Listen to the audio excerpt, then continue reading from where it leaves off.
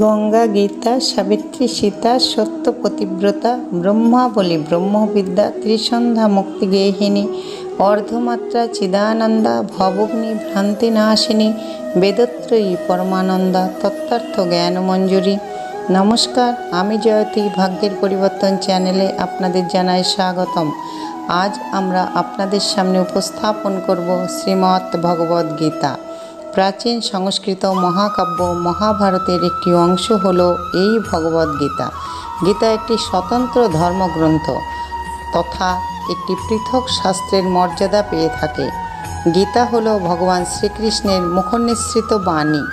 সনাতনী হিন্দুদের দৃষ্টিতে গীতার কর্তক পরমেশ্বর ভগবান শ্রীকৃষ্ণকে স্বয়ং পরমাত্মা বলে মনে করা হয়। তাই ভগবদ্গীতায় শ্রীকৃষ্ণকে শ্রী ভগবান বলা হয়। গীতাকে গীতা উপনিষদও বলা হয়, অর্থাৎ গীতা উপনিষদ বা বৈদান্তিক সাহিত্যের অন্তর্গত উপনিষদ নামধারী ধর্মগ্রন্থগুলি শ্রুতিশাস্ত্রের অন্তর্গত হলেও মহাভারতের অংশ বলে গীতা হল স্মৃতিশাস্ত্রের অন্তর্গত। গীতা মাহাত্ম্য অধ্যায়ের পরমেশ্বর ভগবান শ্রীকৃষ্ণ বলেছেন, ইত্যে তানি জপে নিত্যম নর নিশ্চল মানস জ্ঞান সিদ্ধিম লভে নিত্যম তথান্তে পরমম পদম।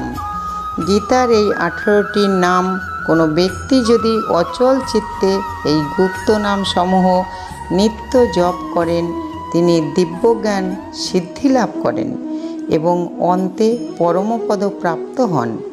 এবার আমরা গীতার 18টি নাম এবং তার অন্তর্নিহিত অর্থ সম্বন্ধে জানব। প্রথম নাম গঙ্গা।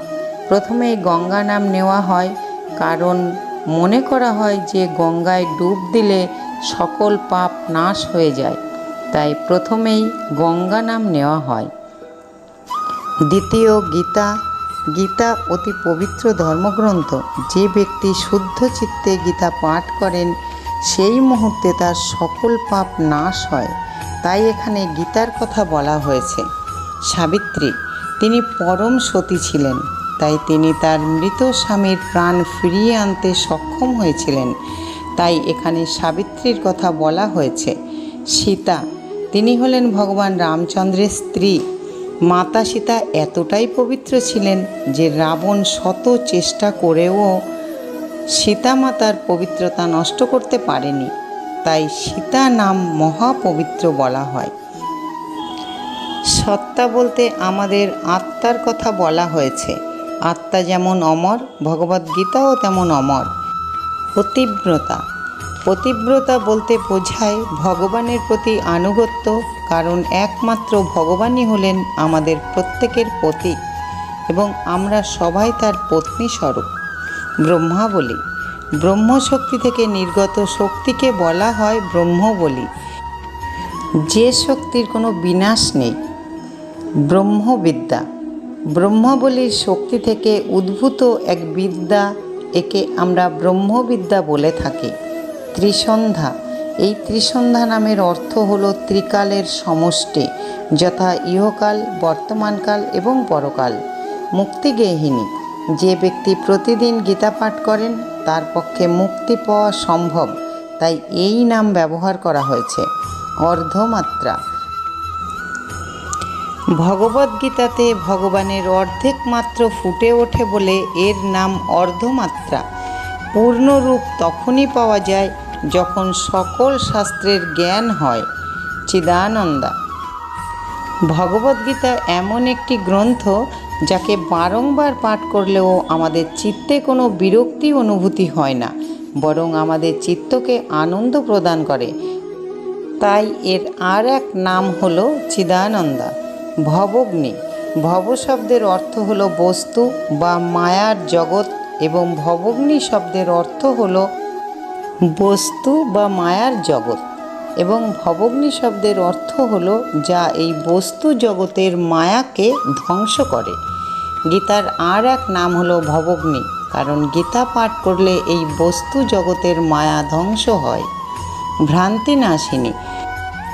আমাদের প্রাত্যহিক জীবনের পারিপার্শ্বিক বস্তু দেখে আমরা বিভ্রান্ত হই, পথভ্রষ্ট হই, একমাত্র গীতাই পারে আমাদের ভ্রান্তিকে বিনাশ করতে। তাই গীতার আর এক নাম ভ্রান্তি নাশিনী। বেদত্রয়ী। হিন্দু সনাতন ধর্মের 4টি বেদ হল ঋক, সাম, যজু এবং অথর্ব। 3 ধরনের মন্ত্রের কথা এই 4 বেদে বলা আছে। ত্রিবেদের সমন্বয় গঠিত শক্তিকে বলা হয় বেদত্রয়ী। তত্ত্বার্থ। গীতা হল পৃথিবীর তত্ত্ব এবং তথ্য সমৃদ্ধ সকল জ্ঞান তথা বিজ্ঞানের আধার। তাই গীতার আর এক নাম হল তত্ত্বার্থ। জ্ঞান ও মঞ্জুরি। ভগবদ্ গীতা হল পৃথিবীর সমস্ত জ্ঞান তথা বিজ্ঞানের আধার। একজন মানুষের জীবনে ও জগতের জন্য যে সকল জ্ঞানের প্রয়োজন তা সব কিছুই গীতায় মঞ্জুবিকৃত আছে। তাই ভগবদ্গীতা হল জ্ঞান ও মঞ্জুরি।